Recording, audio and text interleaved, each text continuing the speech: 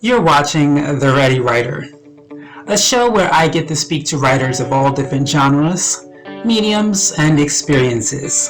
The Ready Writer. Are you ready? I am Casey Bell, and you're watching The Ready Writer. Today's guest is Kate Iroegbu, author of A Triumph in the Midst of Adversity, and she has definitely triumphed in the midst of adversity. Let's take a look at our interview together. Question: did you always want to be an author, a No, writer? No. no. So what happened? What caused you to become an author? What happened was that in 2007, my twin daughters were going through a lot at the time. One was um, one was given antibiotics she reacted to, and taking her to the hospital instead of dealing with the reaction of the antibiotics.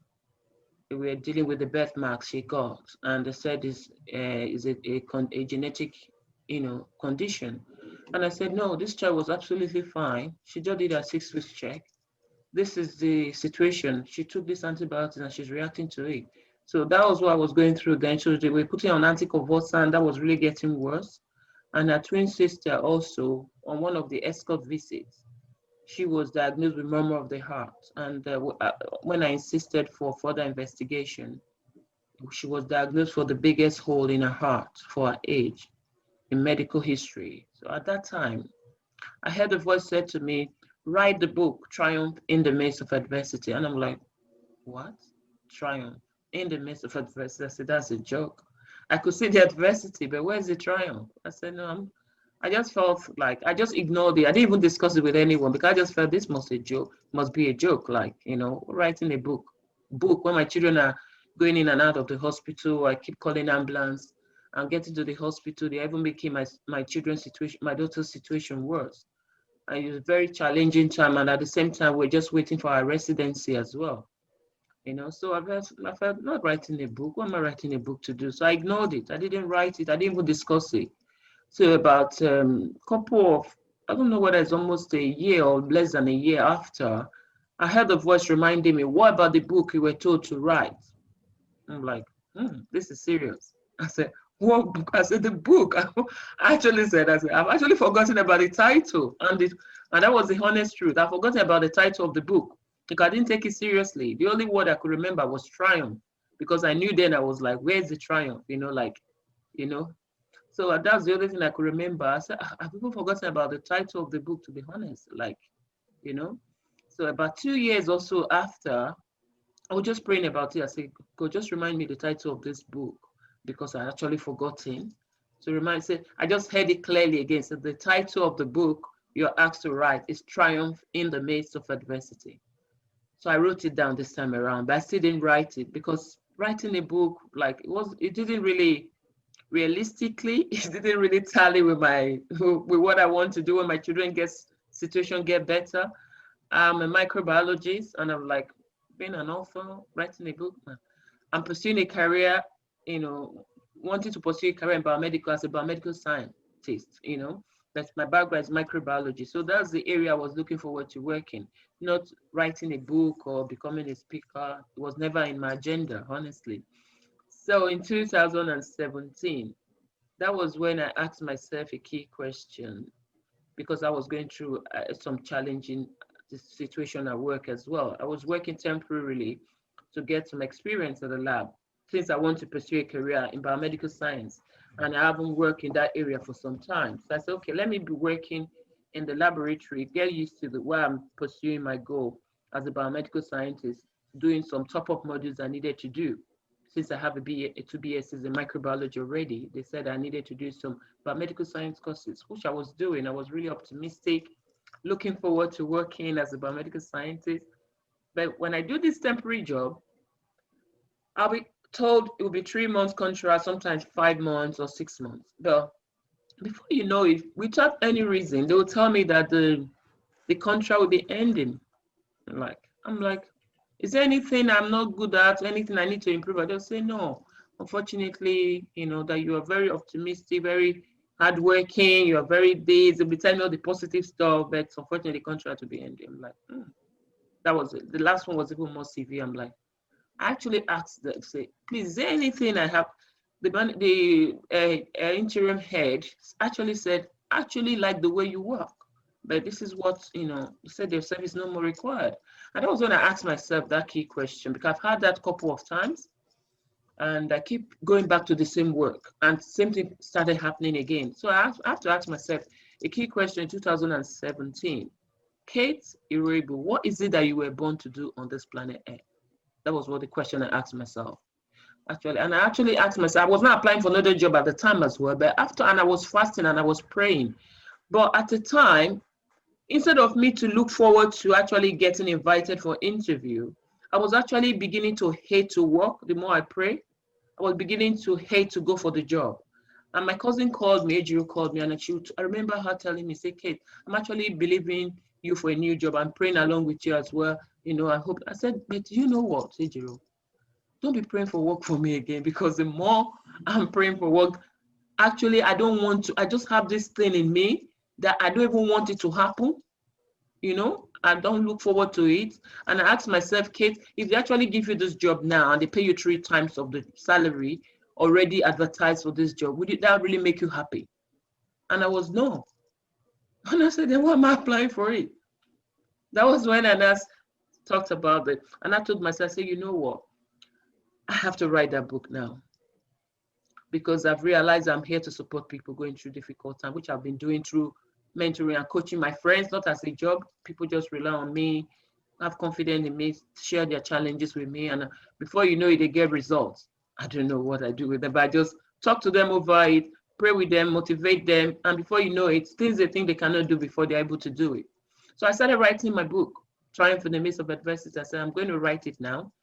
So that was what I started, and I said, I'm not going to be working again for anyone, but I don't know, what am I going to do? How am I going to turn my passion of helping people? I started my YouTube channel in 2015, but I don't make money from it. So what am I going to do? How am I going to use this, my caring nature, supporting people, to now turn it to a business? I didn't have a clue. Then, as I was saying that, I started seeing coaching popping up, you know, on my screen, and that was why I wrote my book, then added coaching to it, and motivating people as well. Since I started motivating on my YouTube channel, then I need to do some courses with public speaking as well. I had to go to the coaching academy for their 1 day free, 2 days free event, and when I got there, I actually realized this is what I should be doing, not to be in the lab. So that's how I wrote my book, Triumph in the Midst of Adversity. And in after I did that, I thought, oh, boom, this is the time for me to fly now. My daughter joined me suddenly. The dad brought her, joined me, and that was another setback, because she was not placed in school for a year, and that is still impacting me somehow today.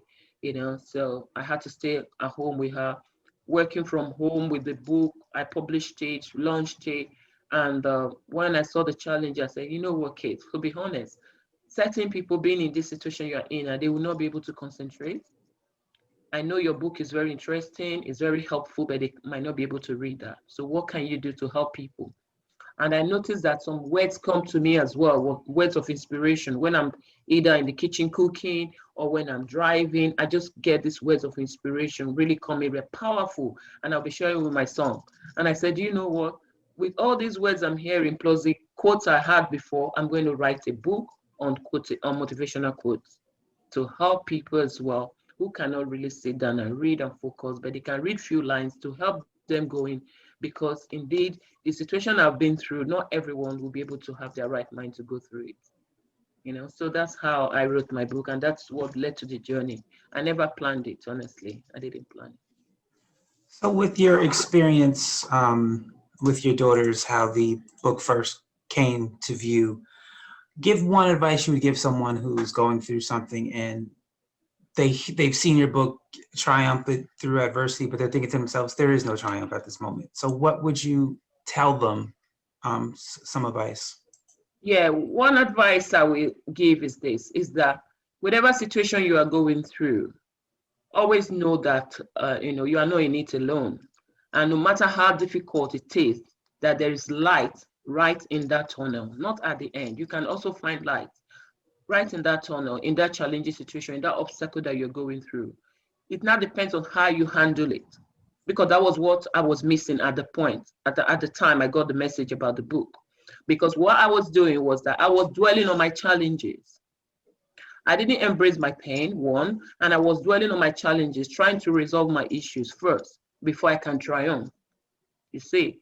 So for you out there, no matter how difficult your situation may be, always know that there is always something you can do to help yourself in any situation.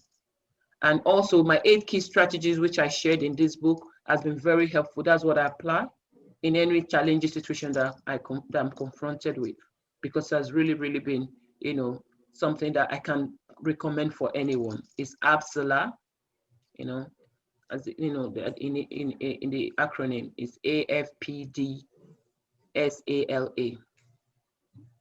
so.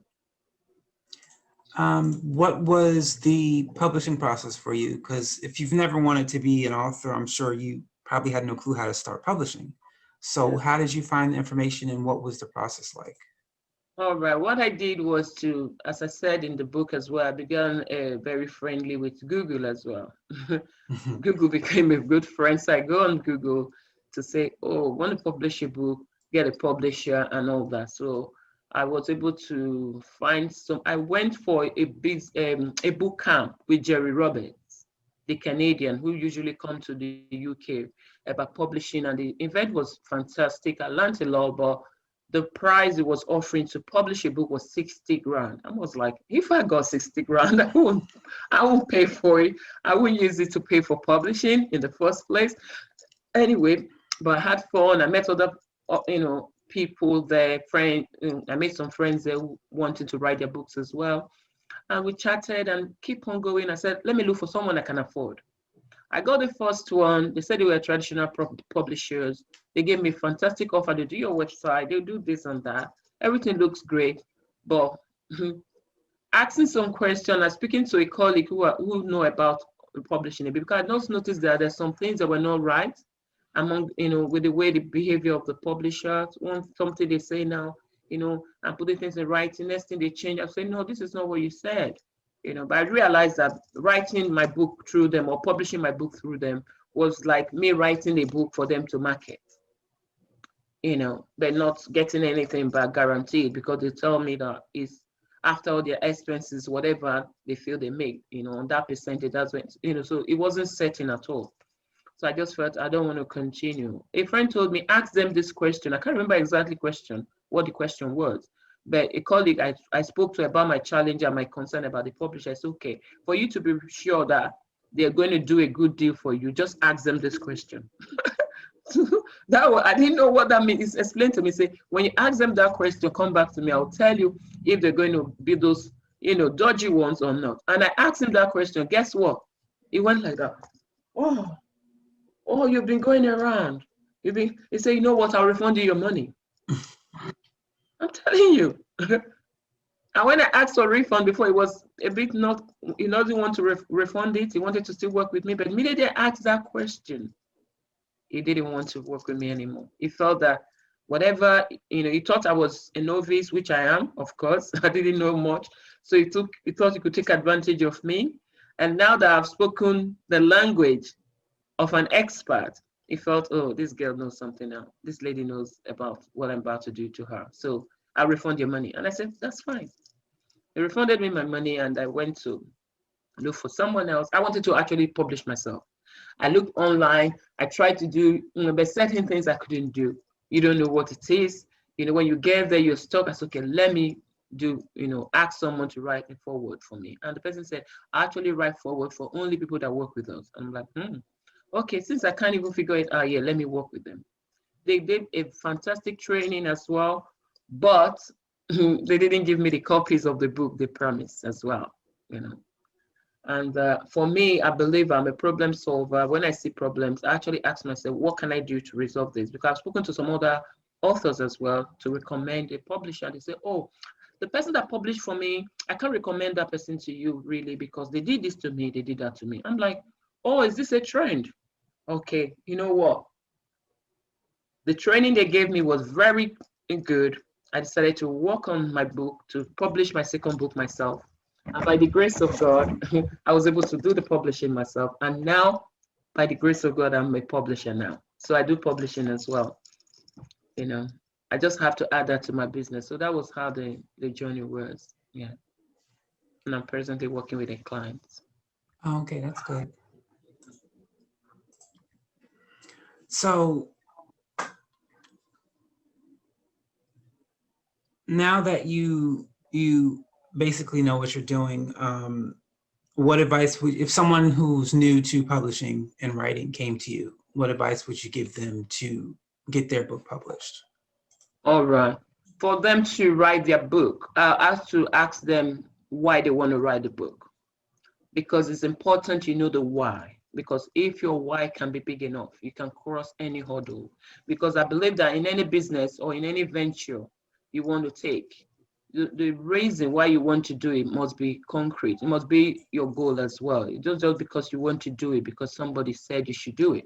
Because if you really know why you want to do it, it's going to help you to be successful in that journey. So know the why and know what you want to write about. And if you don't know, the simple clue I could give someone is to ask yourself, just write down 1 to 10 things that actually happened in your life that are major, that you would like to share with people, with the world.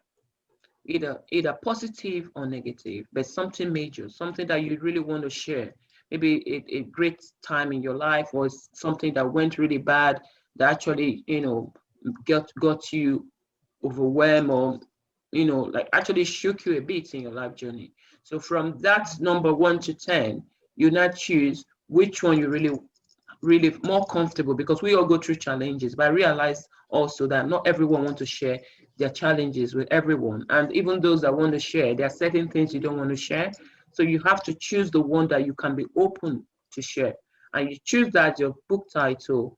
And then in that topic you've chosen, just ask yourself, go back, just reflect back and see, when this happened, when at this time, what was actually happening in my life? What did I go through? How did that, handle them? You know, with all that, you can now get subtitle from your book.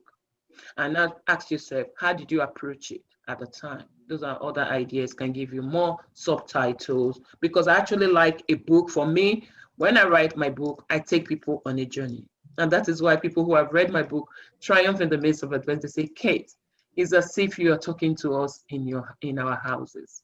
That even though the book is not like, it's quite a big, it's a size, big size of book, not too big, but it's not like a book you can just read in a day. For some people who are not very fast reader, might be looking bulky. But to be honest with me, that the size of the book should not, to prevent anyone from reading it, because when they start, they don't want to stop until they finish. So they actually finished it quickly.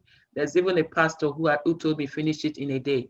He bought it from the business show where I launched the book. Oh, the light has gone really dull. I would have had additional light anyway. He got the book from the launch, and he actually got a day before the launch, because I was there to speak, a day before the day I launched the book. So he came there, said, as I'm launching it tomorrow, will you come? He said, yes, I will come, but I can't wait till tomorrow. Please, can I buy it today? I'll still come tomorrow to support your launch. I'm like, I gave him, he bought it, but I didn't believe he would come back to support me, because I don't know him. You see what I mean? So he came back the next day, said, oh my God. He was like, oh my God, this your book is. He said, when I left here, I had to stop by a Starbucks to read the book, and I couldn't stop reading it. He got home, he made sure I finished it at 4 a.m. in the morning before he went to sleep. He said, oh my goodness, that this book is powerful. That God bless you. He was praying with me and all that. So he said, oh my God, that this book is going to change life. And he had an interview to share, what the God was ministering to him when he was reading my book. That the enemy did everything to stop me, for me not to write the book, because the book is going to go places. That I should just, continue to do what I'm doing, that God is with me. So he just shared, I now had to interview him on my YouTube channel, Kate Osho. Okay. All right. So your last question. So now that you're at the other end of the tunnel, with the issues you had with your daughters, today, what would you tell your past self during all that time where you thought to yourself, there's no triumph, there's not going to be any triumph? What would you tell yourself with the knowledge you have now back then to kind of encourage yourself? Okay. Also, before I go with that, I want to also say that for someone who wants to write a book, I actually did a quick book which is called Become an Author in 7 Days, Okay. which is my simplest template for you to write a book. And it's on my website. It's www.triumphinthemidstofadversity.com. Okay. So yeah, it's the simplest template. So you just for you to follow everything, what you need to do, acknowledgement. It's just very easy for you to write your book within a short time. So that's what I can ask them to do as well. Okay, yes. So the person that is listening to me today, the advice I'll have for you, who is going through a challenging situation and not thinking that you'll be able to be successful or overcome the situation, is for you to have faith in God. Have faith in God and make sure you're not carried away or overwhelmed by the report of the doctors. I'm still going through some challenges. My daughter is off seizure now, thank God.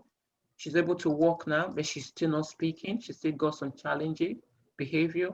But as I said to you earlier, you must do something to help yourself in a difficult situation. Because in a difficult situation, it's either two options you've got. You either make your situation better or you make your situation worse. So which one will you choose? I believe you don't want to make your situation worse. Because if all you're seeing in a difficult situation is the challenges that you're going through, is the difficulties that you're going through, my dear, that could lead you to a bad place. So what you should do in a difficult situation, look at those things that have worked for you in the past. Even if you cannot see anything now, and also look into the future and tell yourself what you can see in your future, what can happen in the future. You need to be positive. You need to, just look beyond the challenges that you're going through. That's why in this book, in chapter 8, I actually talk about turning your problem, your adversity to opportunities. That is what you can do for yourself. Because I've actually signed a contract with myself and God that every difficult situation that I've been through in my life, I'm going to turn it to positivity and to success. So that's what I do.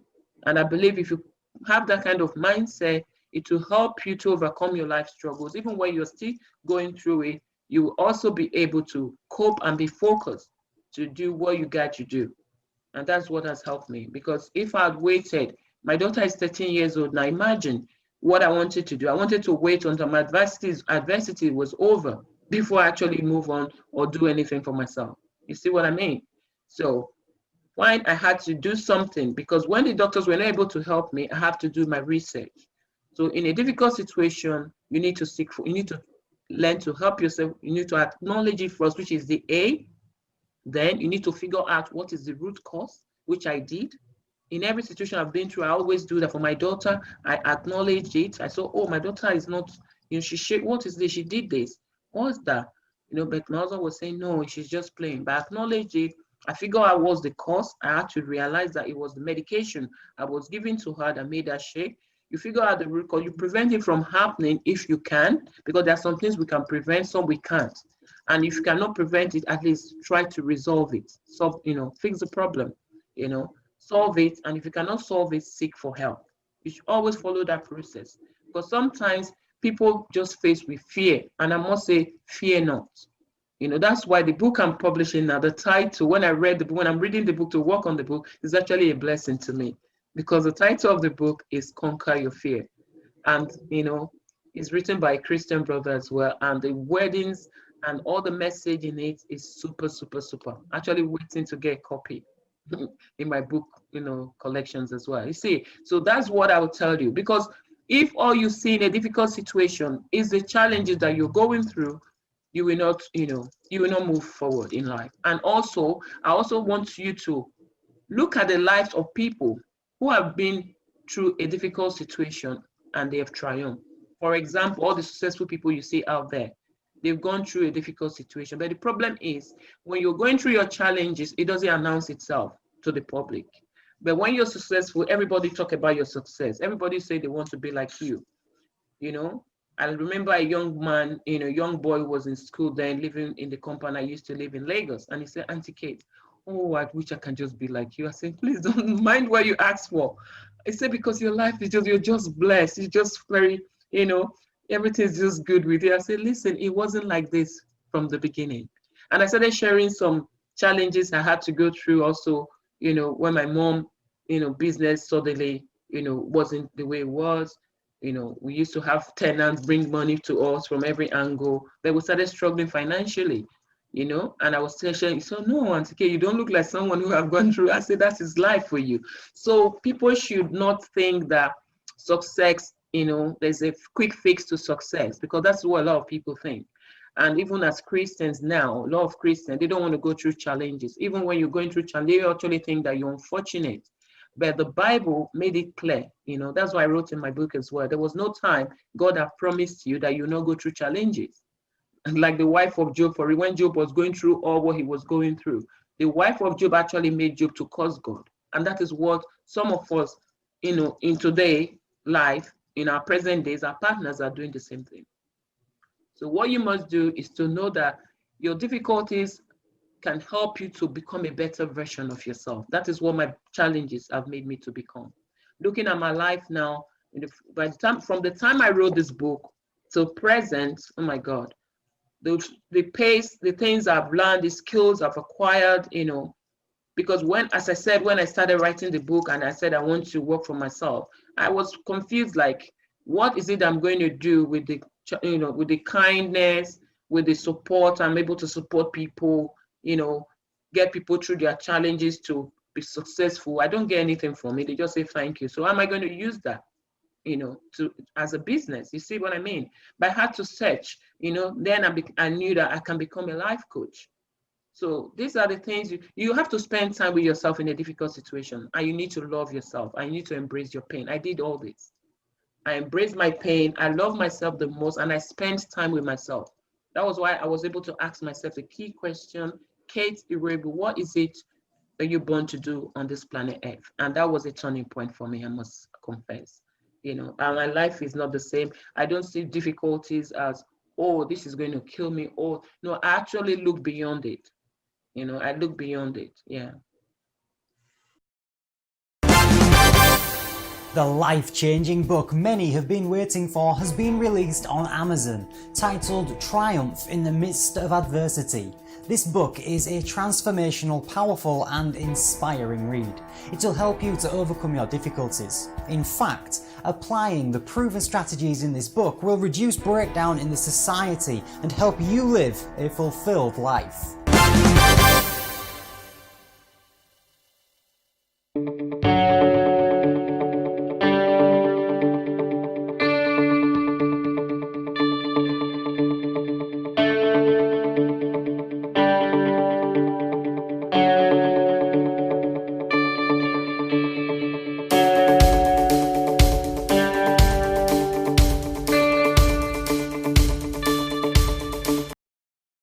That is all for this episode of The Ready Writer. I'd like to thank my guest, Kate Iroegbu, for sharing her time and her story and her journey.